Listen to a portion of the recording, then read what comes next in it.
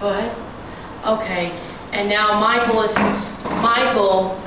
had problems with his father disowning him because he's mentally challenged, and he has two sisters that he wants acceptance from more than anything. And he wants to know his nieces and nephews, but because of his father, they judge him based on what his father did. It's not fair or right to him, and he was bitter for a long time over it, and he wants to give you advice so that you don't make the same mistakes that he has made. Really, just don't. If they don't accept you, just don't hang out with them. And if they try to make you like something you're not, just go away. Just don't. Just don't hang out with them. And what if you live in the same house with them? Maybe try to deal with them, but don't let it get to you. And how would you tell them not to let it get to you? To them, I mean. Be a Christian. Trust in God. And accept themselves and know who they are in God. Yeah. Basically. Do you have anything else you want to add? Nope. Okay, you were quick.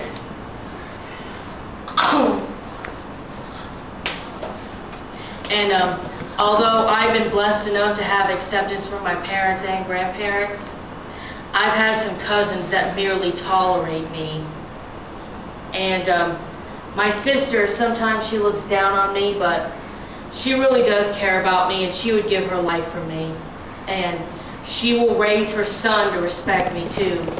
And even though my brother-in-law is in prison and they're going to be divorced, you know, he was pretty accepting of me too. Do pray for my sister and brother-in-law and my nephew and the whole bloody mess. But anyways, that was a little digression. But back to where I was. I don't know what it's like to be rejected by a parent, and I am sorry if you have been there. And I would recommend to you, if you've been physically or sexually or emotionally abused or in any way abused, and I made this suggestion to Michael, he should try listening to Joyce Meyer. Joyce Meyer is a popular woman speaker who teaches. She's a Bible teacher, and she teaches people how to, and she gives people good tips how to live. And she was sexually abused by her father when she was a kid, and had to endure that till she was 18 and could finally leave. But and she was bitter for a long time, but eventually she was able to overcome that with God's help and become a better person. And she tells her stories often, and in addition to teaching you how to live, and she's very, very, very, very open about it, as Michael can attest. And he listened to her testimony video, and he was very touched by it, and it helped him. And it's helped him become a better person. And it's made it where he's become a much better friend too. Because even though we did have to be split apart for a while, you know, I did sort of miss being able to talk to him in the night and laugh about certain things. And I missed how all I had to do was drop him little hints and he'd be like, "See ya." And I am glad that we were friends again, and I'm glad that he's become a better person. But thing is, I would offer that advice to you, and know this: a friend that tells you to do something that could get you in trouble or that constantly has you do things for them but they won't do anything for you, they are not true friends. They are manipulators and they are users. Get away from them. Find yourself true friends and learn to be your own best friend and develop a friendship with God. Hello.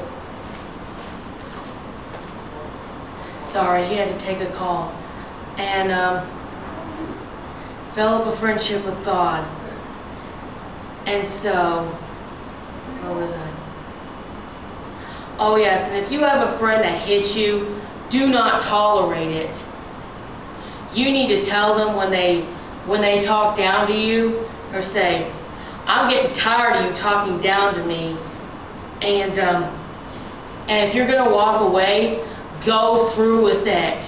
Because if you walk away and then go back to them 5 minutes later, they'll just think that you're easy prey and that they can continue to mistreat you. If you're going to walk away, you got to really go through with it. Do it. And make it longer each time you have to do it. It gets the lesson home. And after a while, you should just stop messing with them entirely. And they'll get really apologetic then when they realize that you're not buying their apologies and that their apologies no longer mean anything to you. Trust me, I know. I've had my fair share of manipulators, and only one of them has truly been repentant. The rest of them, they try to act like they changed, but I could tell they hadn't by the way just by their demeanor. And never feel like you have to prove yourself. See, when I had all A's and B's, and some 6 weeks all A's, that was proof enough. I had nothing to prove to anybody, neither do you. If you do the best you can do, then you have nothing to prove to anybody else. Stop worrying about what other people think and do what you need to do. As I said, the best revenge is success. So, I think I've worn out my advice more than enough, and just know that God loves you, and so do I. And I pray you can learn to love yourself.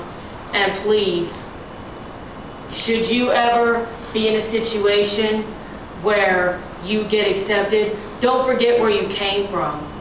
Help those who are going through that situation, because they need help too. And I am done with this, and in the next video I have a song that I want to dedicate to every, not yet Michael, to every disability community and others who feel like they have to hide behind something.